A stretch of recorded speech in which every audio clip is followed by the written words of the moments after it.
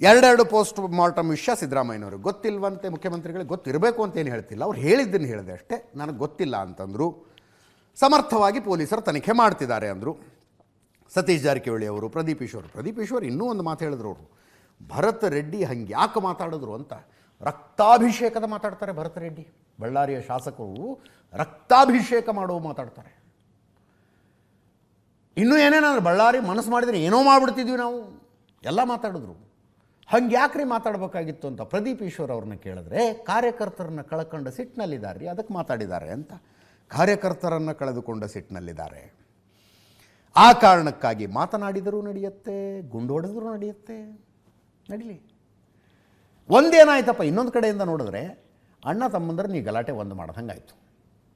ಅಣ್ಣ ತಮ್ಮಂದರು ಮತ್ತು ಆಪ್ತ ಮಿತ್ರರನ್ನು ಈ ಗಲಾಟೆ ಒಂದು ಮಾಡ್ತು. ಮೊನ್ನೆ ಪಾರ್ಟಿ ರೌಂಡ್ಸ್ನಲ್ಲಿ ಶ್ರೀರಾಮುಲು ಅವ್ರನ್ನ ಲೈವಿಗೆ ಕರೆದಿದ್ವಿ. ಶ್ರೀರಾಮುಲು ಅವ್ರಿಗೆ ಇದೇ ಪ್ರಶ್ನೆ ಕೇಳಿದೆ, ಅಂತೂ ಇಂತೂ ನೀವು ಈ ಗಲಾಟೆ ಕಾರಣಕ್ಕಾಗಿ ಮತ್ತೆ ಜನಾರ್ದನ್ ರೆಡ್ಡಿ ಅವ್ರ ಜೊತೆಗೆ ಹೋಗಿ ನಿಲ್ಲೋ ಹಂಗಾಯ್ತಲ್ಲ ಅಂತ ಮನಸ್ತಾಪ ಆಗಿತ್ತು ಸಂಡೂರು ಬೈ ಎಲೆಕ್ಷನ್ ಆದಮೇಲೆ. ಶ್ರೀರಾಮುಲು ಒಂದು ಮಾತು ಹೇಳಿದ್ರು, ಆವತ್ತೇ ಹೇಳಿದ್ದೆ ನಾನು ಜನಾರ್ದನ್ ರೆಡ್ಡಿಗೆ, ನಿನ್ನ ಸಂತೋಷದ ಸಮಯದಲ್ಲಿ ಬರ್ತೀನೋ ಬಿಡ್ತೀನೋ ಗೊತ್ತಿಲ್ಲ, ಬಟ್ ನಿನ್ನ ಕಷ್ಟ ಅಂತಿದ್ದಾಗ ನಿನ್ನ ಮನೆ ಹೊಸ್ತಿಲು ತುಳಿತೀನಿ ಅಂತ ಹೇಳಿದ್ದೆ. ಕಷ್ಟದಲ್ಲಿ ಅಣ್ಣ ಇದ್ದ, ಅದಕ್ಕೆ ಹೋಗಿದ್ದೀನಿ ನಾನು ಅಂತ. ಕಷ್ಟದಲ್ಲಿದ್ದ ಅಣ್ಣ, ನಾನು ಹೋಗಿದ್ದೀನಿ ಅಂತ. ಇವತ್ತು ನೋಡಿ ಕರುಣಾಕರ್ ರೆಡ್ಡಿ ಮನೆಗೆ ಬಂದರು. ತಮ್ಮನ ಮನೆಗೆ ಅಣ್ಣ ಬಂದದ್ದು 14 ವರ್ಷ ಆದಮೇಲೆ. ಜನಾರ್ದನ್ ರೆಡ್ಡಿ ಅವರ ಮಗಳ ಮದುವೆ ಕೂಡ ಕರುಣಾಕರ್ ರೆಡ್ಡಿ ಬಂದಿರಲಿಲ್ಲ. ಜನಾರ್ದನ್ ರೆಡ್ಡಿ ಅವರು ಅರೆಸ್ಟ್ ಆಗಿ ಜೈಲಿಗೆ ಹೋದ ಮೇಲೆ 3 ಜನ ಅಣ್ಣ ತಮ್ಮಂದ್ರೆ ದಿಕ್ಕಿಗೊಬ್ಬೊಬ್ಬರಂಗೆ ಆಗ್ಬಿಟ್ಟಿದ್ರು. ಒಂದು ಕಡೆ ಸೋಮಶೇಖರ್ ರೆಡ್ಡಿ, ಇನ್ನೊಂದು ಕಡೆ ಕರುಣಾಕರ್ ರೆಡ್ಡಿ, ಮತ್ತೊಂದು ಕಡೆ ಜನಾರ್ದನ್ ರೆಡ್ಡಿ.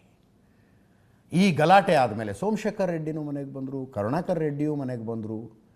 ಒಂದು ಕಾಲದಲ್ಲಿ ಫ್ರೆಂಡ್ಶಿಪ್ ಡೇಗೆ ನಾವು ಸ್ಪೆಷಲ್ ಎಪಿಸೋಡ್ ಮಾಡ್ತಿದ್ವಿ. ಫ್ರೆಂಡ್ಶಿಪ್ ಹೆಂಗಿರಬೇಕು ಅಂದರೆ ಜನಾರ್ದನ್ ರೆಡ್ಡಿ ಶ್ರೀರಾಮುಲು ಇದ್ದಂಗೆ ಇರಬೇಕು ಅಂತ ಸ್ಪೆಷಲ್ ಎಪಿಸೋಡ್ ಮಾಡಿಸ್ತಿದ್ವಿ ನಾವು. ಹಾಗೆ ಇದ್ದಂಥ ಆಪ್ತ ಮಿತ್ರರು ದೂರ ಆಗಿದ್ದರು, ಮತ್ತೆ ಮನೆಗೆ ಬಂದಿದ್ದಾರೆ. ಗೊತ್ತಿಲ್ಲ, ಇದೊಂದು ಘಟನೆ ಒಂದು ಕಡೆ ಅಂಥ ಸ್ಥಿತಿ ತಂದಿಟ್ಟಿದೆ, ಇನ್ನೊಂದು ಕಡೆ ಈ ಸ್ಥಿತಿ ತಂದಿದೆ. ಕರುಣಾಕರ್ ರೆಡ್ಡಿ ಮಾತಾಡಿದ್ರು ನೋಡಿ ಇವತ್ತು. ಎಲ್ಲರಲ್ಲಿ ಇರ್ತವೆ, ನಮ್ಮ ಕೈ ಕರೆಕ್ಟ್ ಇರ್ತಾವ. ಘಟನೆ ಒಂದು ದುರದೃಷ್ಟಕರ ವಿಚಾರ ಅಲ್ಲ. ಯಾರೇ ಆಗಲಿ ಯಾರ ಮನೆ ಮೇಲೆ ಹೋಗಬಾರ್ದು.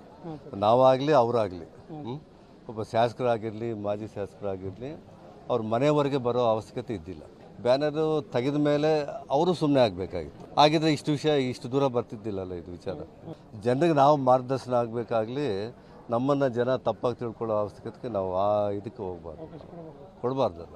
ನಾವು ಒಬ್ಬೊಬ್ಬರು ಒಂದೇ ರೀತಿಯಲ್ಲಿ ಎಲ್ಲರೂ ಇರಲ್ಲ. ನಡೆದಿರೋದು ತಪ್ಪಾಗಿ ಆಗಿರೋದ್ರಿಂದ ಆ ವಿಚಾರ ಅದು ಸರಿಯಾಗಬೇಕಾಗುತ್ತೆ. ಮುಂದೆ ಇಂಥ ಘಟನೆಗಳಾಗಬಾರ್ದು. ಅದರ ಜೊತೆಗೆ ನೋಡಿ, ಬಳ್ಳಾರಿಯಲ್ಲಿ 1ನೇ ತಾರೀಕು ಏನು ನಡೀತಲ್ಲ, ಆ ದೃಶ್ಯಗಳು ಶಾಶ್ವತವಾಗಿ ಉಳುಕುತ್ತವೆ. ನಾವು ಬಳ್ಳಾರಿಯಲ್ಲಿ ಹಿಂಗಾಗಿತ್ತು ಅಂತ ಮಾತಾಡ್ತೀವಿ ಕರ್ನಾಟಕದಲ್ಲಿರೋರು, ಹೊರಗಡೆಯವರು ಕರ್ನಾಟಕದಲ್ಲಿ ಹಿಂಗಾಗಿತ್ತು ಅಂತಾರೆ. ಈಗ ಉತ್ತರ ಪ್ರದೇಶದಲ್ಲಿ ಗೂಂಡಾಗರ್ದಿ ಬಗ್ಗೆ ನಾವು ಸುದ್ದಿ ಮಾಡೋದಿಲ್ವಾ? ಬಿಹಾರದಲ್ಲೂ ಹಂಗಿತ್ತಂತೆ ಹಿಂಗಿತ್ತಂತೆ ಹಿಂಗಿದೆಯಂತೆ ಹಂಗಿದೆಯಂತೆ ಅನ್ನೋದಿಲ್ವಾ? ಹಾಗೆ ಬಳ್ಳಾರಿಯಲ್ಲಿ 2 ಪಾರ್ಟಿಯವರು ಎದರ ಬದರ ನಿಂತ್ಕೊಂಡು ಸೊಂಟದಿಂದ ಗನ್ನೆ ತೆಗೆದು ಬಿಡ್ತಾರಪ್ಪ. ಶಾಶ್ವತವಾಗಿ ಉಳ್ಕೊಳ್ಳುತ್ತಿದ್ದವು. ಇಲ್ಲಿ ಜನಪ್ರತಿನಿಧಿಗಳಾದಂಥವರು ಕೇವಲ ಅಧಿಕೃತ ಪೊಲೀಸ್ ಗನ್ಮ್ಯಾನ್ಗಳನ್ನು ಇಟ್ಕೊಂಡಿದ್ದರೆ ಹಿಂಗಾಗ್ತಿರಲಿಲ್ಲ ಪರಿಸ್ಥಿತಿ, ಹಿಂಗಾಗ್ತಿರಲಿಲ್ಲ. ಇದು ಅತ್ಯುತ್ಸಾಹಿ ಪ್ರೈವೇಟ್ ಗನ್ಮ್ಯಾನ್ಗಳ ಕಾರಣಕ್ಕೆ ಈ ಮನುಷ್ಯ ಆಮೇಲೆ ಜನಾರ್ದನ್ ರೆಡ್ಡಿ ಅವರ ಮನೆ ಕಡೆ ಫೈರಿಂಗ್ ಮಾಡಿ ಏನು ನೋಡಿದ್ವಲ್ಲ ನಾವು, ಅದು ಪಿಸ್ಟಲಲ್ಲಿ ಮಾಡಿದ್ದು. ಪಿಸ್ಟಲು ರಿವಾಲ್ವರ್ ಕಾಣಿಸೋದಿಲ್ಲ ದೂರದಿಂದ, ಏನು ಸ್ಮಾಲ್ ಆರ್ಮಿಂದ ಮಾಡಿದ್ದದು. ಅದಕ್ಕಿಂತ ಮುಂಚೆ ನೋಡಿ ರೈಫಲ್ ಕೈಯಲ್ಲಿ ಗುರ್ಚರಣ್ ಸಿಂಗ್ ಅಂತ ಈತನ ಹೆಸರು. ಆ 12mm ಬೋರಿನ ಗನ್ ರೀ ಅದು. ಆತ ಮೇಲೆ ಹೊಡೆಯೋದನ್ನ ಏನಾದ್ರು ಎದುರಿಗೆ ಮಾಡಿದರೆ ಹತ್ತತ್ರ 3 ಜನ ನಿಂತ್ಕೊಂಡಿದ್ರೆ 3 ಜನರನ್ನು ದಾಟ್ಕೊಂಡು ಹೋಗುತ್ತದ್ರ ಗುಂಡು.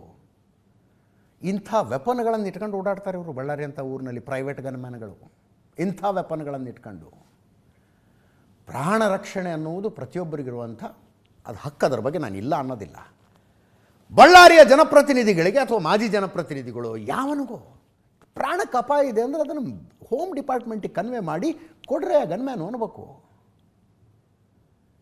ಇಲ್ಲ ನಿಮ್ಮ ಪ್ರಾಣಕ್ಕೆ ಅಪಾಯ ಇಲ್ಲ ಅಂದರೆ ನಾನು ತಿಂಗಳಿಗೆ ಎಷ್ಟು ದುಡ್ಡು ಕೊಡ್ತೀನಿ ಗನ್ಮ್ಯಾನ್ ಕೊಡಿ ಅಂದರೆ ಕೊಡ್ತಾರೆ. ಅದು ಬಿಟ್ಟು ನೋಡ್ರಿ ಇದನ್ನು ಬಳ್ಳಾರಿ ಡೆಮೋಕ್ರಸಿ ಅನ್ನೋಕ್ಕಾಗತ್ತಾ, ಏನು ರಿಪಬ್ಲಿಕ್ ಇದು?